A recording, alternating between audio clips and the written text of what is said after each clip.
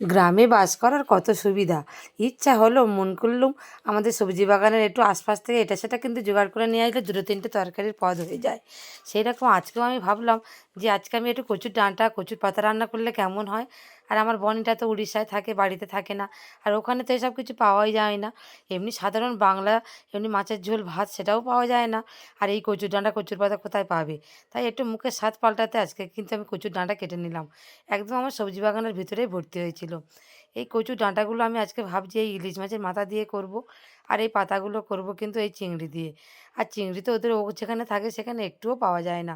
বিশেষ করে এই ছোটো ছোটো সাইজের চিংড়িগুলো। সেই পাতাগুলো আমি আগে কেটে নিয়ে আর একটু গরম জল নুন দিয়ে সিদ্ধ করতে বসিয়ে দিয়েছি।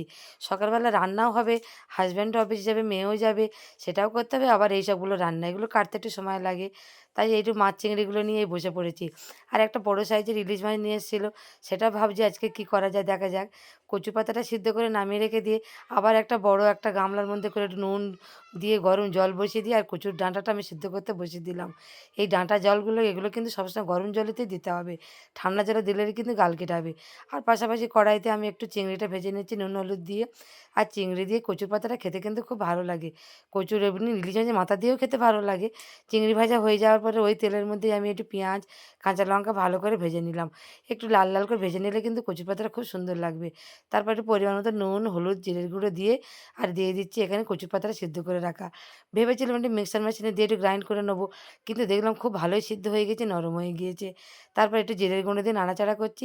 আর সামান্য একটু চিনি দিয়ে দিয়েছি। আর ভেজে রাখা চিংড়িগুলো ওর মধ্যে দিয়ে দিয়েছি। আর একটু নাড়াচাড়া করতে করতে কিন্তু একদম পুরো কচুর পাতাটা তো শুকিয়ে যাবে।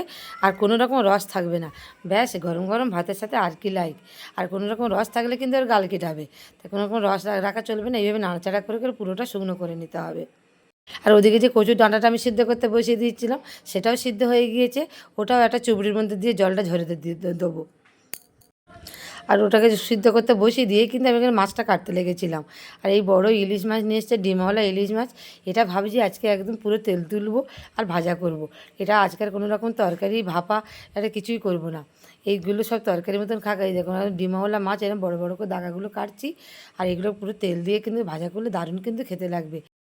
কচুর পাতাটা হয়ে গিয়েছে, পাশাপাশি তেলের মধ্যে আমি ইলিশ মাছের কান, পোঁটা সেইগুলো আমি সব দিয়ে দিচ্ছি, একটু মাথা এগুলো একটু ভেজে নিচ্ছি। আর ইলিশ মাছের তো কোনো জিনিসই বাদ দেওয়া যাচ্ছে না। এই কান, তেল, পোঁটা এগুলো দিলেই কিন্তু সে একটা তরকারিতে খুব সুন্দর একটু সুস্বাদু মতো একটা ঘ্রাণ নিয়ে আসে। আর খেতেও ভালো লাগে। এইভাবে কিন্তু আমরা কুমড়ো পুঁইশাক চচ্চড়ি সেটাও আমরা করি। এই কচুর ডাঁটা দিয়ে করছি, এটাও কিন্তু ভালো লাগবে। আর দুটো কাঁচা লঙ্কার সাথে দিয়ে দিলাম জিরের গুঁড়ো, হলুদ গুঁড়ো, নুন পরিমাণ মতন সব দিয়ে আর সিদ্ধ করে রাখা কচুর ডাঁটাটা সেটাও দিয়ে দিচ্ছি। দিয়ে অনবরত নাড়তে হবে। যেটুকু জল ওর মধ্যে আছে সবটা যেন ভালোভাবে শুকিয়ে যায়। একটু শুকনো শুকনো না হলে কিন্তু জল জল থাকলে একদমই ভালো লাগবে না খেতে। তাই আবার এদিকে খেয়াল রাখতে হবে যেন তলাটা ধরেও না যায়।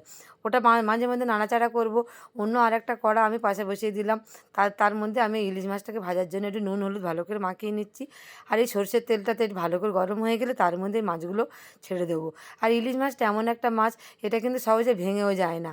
আর যতই খারাপ মাছ হোক সেটাও কিন্তু তেলের মধ্যে পড়লে একদম শক্ত হয়ে যাবে। আর এমনিতে অন্য কোনো রকম মাছ যদি কোনো নরম থাকে সেটা কিন্তু খাওয়া যায় না। কিন্তু ইলিশ মাছটা কিন্তু সবটাই খাওয়া যায়। এই দেখুন একটা পিঠ বেশ ভালো করে একটুখানি ভাজা ভাজা হয়েছে, আর একটা পিঠ উল্টে দিয়েছি। আর মেয়েও ডিউটিতে যাবে, মেয়ের বাপিও ডিউটিতে যাবে। সকাল সকাল ওদেরকে কচুর পাতা দিয়ে কচুর ডাঁটা দিয়ে ভাত দিলাম। তারপর ইলিশ মাছ ভাজা দিলাম। ওদের তো আজকে এরকম সিম্পল রান্নাটা খুবই খেতে ভালো লেগেছে। আমার বড় মেয়ে তো খুব পছন্দ করছে।